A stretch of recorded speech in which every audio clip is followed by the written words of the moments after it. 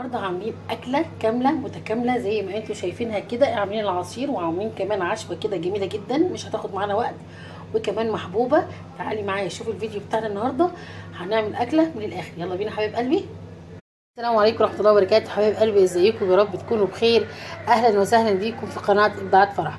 احنا النهارده ان شاء الله ناويين نعمل مع بعضنا اكله كامله ان شاء الله. هي دي ان شاء الله. انا ناوي اعمل عشاء كده جميل وكمان محبوب عندي جدا، ولادي بيحبوه. فناوي اعمل اول حاجه البانيه. انا هنا معايا نص كيلو من صدور الفراخ، وانا جهزتها بنفسي زي ما انت شايفه كده. صدر الفرخه جهزته كده وعملته زي ما انت شايفاه كده شرايح. ده البانيه هنتبله دلوقتي مع بعضينا وهنشوف هنحط ايه فيه بالظبط. وناوي اعمل بطاطس، وناوي اعمل مكرونه سباكيتي مسلوقه وهنعمل لها الصلصه بتاعتها. وهنا معايا البيض بتاع الفراخ البانيه، ومعانا البقسماط بتاعنا. وهنشوف طبعا هنعمل طبق سلطه ان شاء الله. فده كده عشوائيه جميله وخفيفه كمان جدا ومحبوبه عندنا في البيت طبعا. وانا كمان بعتقد ان بيحبها كتير مننا كبار وصغار. فهنشوف اول حاجه ونقول بسم الله، وهنبدا نشوف هنعمل اول حاجه هنتبل البانيه بتاعنا. انا هنا معايا هنا في الكبه بتاعتي فرمه البصل ناعم جدا، وحطيت فيه كمان فلفل اخضر بيدي طعم جميل جدا جدا.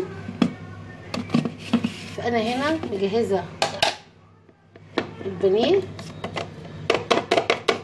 وهنبدا نتبله بالطريقه الجميله دي. انا هنا حاطه الفلفل الاخضر والبصل فرماه كويس جدا.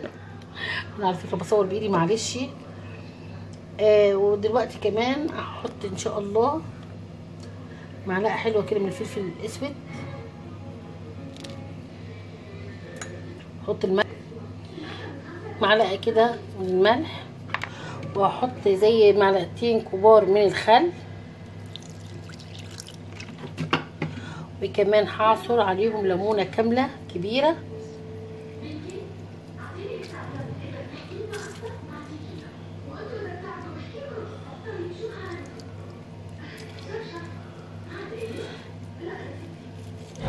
انا كده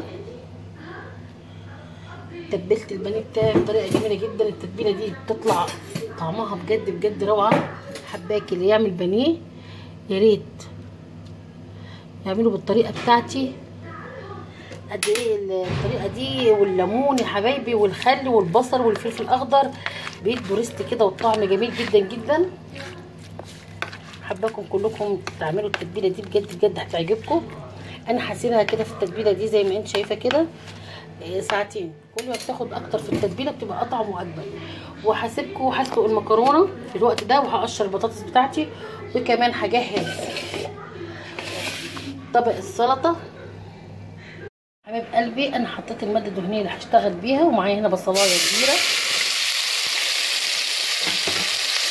البصلايه دي انا فرماها فرمه ناعمه كده، وهبدا اشوح البصله بتاعتي اديها اللون الذهبي اللي احنا دايما متعودين عليه مع البصله لما نكون ناويين نعمل تسبيكه.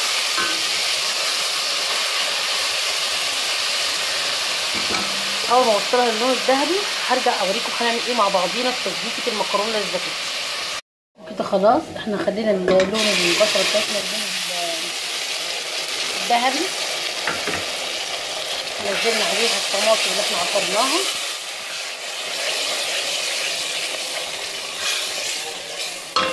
هنسيبها تتسبك كويس. بس حابه قبل ما نسيبها تتسبك هنحط لها نص معلقه من الفلفل الاسود، معلقه كبيره من البابريكا بيديها لون جميل جدا للمكرونه، كمان حبه. وهظبط الملح بتاعي ويبقى كده خلاص تسبيكه المكرونه بتاعتنا اصبحت جاهزه. هظبط الملح واكيد هرجع اوريكم الشكل ان شاء الله بتاع المكرونه النهائي. اما دلوقتي تعالوا هنشوف هنعمل ايه مع البانيه. هنا البانيه انا دايما بحط البيض من بره، بضربه من بره بالشوكه كده، وباخد البانيه بحطه في البيض، وبعدين اخد صدور الفراخ اللي هي البانيه احطه في الدقيق، وبعدين في البيض وبرجعه تاني في البقسماط. بس انا النهارده حبيت اعمل طريقه كده. حابه برضو اديكي فكره انك ممكن تعملي طريقه سريعه.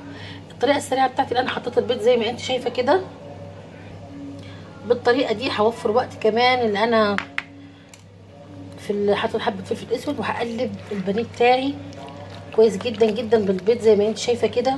وبعدين هاخد كده، انا قلبت البيض كويس جدا، همسك كده قطعه البانيه زي ما انت شايفه كده، وهحطها على طول في البقسماط. انا حطيت البقسماط بتاعي هنا، وكمان حطيت معاه معلقه من الدقيق، وهعمله كده بالطريقه دي، بيديني توفير في الوقت وسرعه. كده انا خلاص بجهز البانيه بتاعي زي ما انت شايفه كده، انا كده بجهزه للتحمير. هخلص كل الكميه الموجوده قدامي، وطبعا هحمر البانيه. طبعا دي مش محتاجه ان انا اوريها لك لان سهله جدا، خلاص هحمره طبيعي جدا. وهسيبك دلوقتي هحمر البانيه بتاعي وهحمر البطاطس، واكيد هوريكي شكل المكرونه واحنا بعد ما تتسبك، وكمان هجهز السلطه، واكيد هرجع اوريكي الشكل النهائي بتاعي. وان شاء الله الاكله بتاعتي النهارده تعجبك. شايفين خلاص التسبيكه بتاعتي اتسبكت كده. ودلوقتي المكرونه بعد ما انا سلقتها ابدا انزلها كده مع الصلصه، هقلبها كويس جدا. انا طبعا مش عارفه اقلبها لاني بصور بايدي التانيه. هقلبها كويس وهرجع اوريكم شكلها.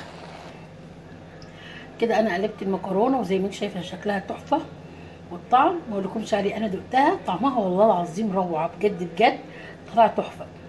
دلوقتي راح خلاص احمر البانيه، واكيد هرجع لك ان شاء الله في الشكل النهائي وتشوفي عشوتي النهارده الكامله المتكامله وجميله جدا وبسيطه وما بتاخدش وقت ابدا مننا. وكمان ولادي انا بحبها جدا جدا، وبتهيألي كمان كتير من ولادكم بيحبوا الاكله دي. يلا كده شجعي وجهزيها واعمليها لاولادك. حبايب قلبي احنا كده خلاص انتهينا من الاكله بتاعتنا زي ما انتم شايفين. انا كده حطيت المكرونه وحمرت البطاطس وحمرت كمان البانيه، وقطعت كده الخضار. ما حبيتش اعمل سلطه وكده، هيبقى كده الخضار من غير ملح ولا خل ولا ليمون، هيبقى افضل طبعا وكمان اصح. كده الطبق جاهز. انا عملت كل الاكل بتاعنا اطباق زي كده للولاد، وكمان عملت عصير مانجا. كده اكله زي ما قلت لكم هنعمل مع بعضينا عشوه كده كامله متكامله، وكمان صحيه جدا وجميله.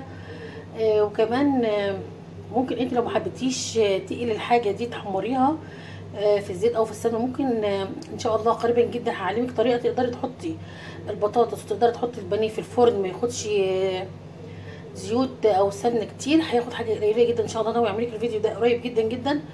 يا رب الفيديو بتاعنا يكون خفيف على قلبكم، ويا ريت تعملوه. وان شاء الله ان شاء الله لو عجبك الفيديو يا ريت تشجعيني وتعملي لايك واشتراك في القناه، واللي اول مره يشوف القناه ابداعات فرح يا ريت يشترك. وان شاء الله اوعدك هيوصلك كل جديد من ابداعات فرح. اسيبكم على خير حبيب قلبي، السلام عليكم ورحمه الله وبركاته.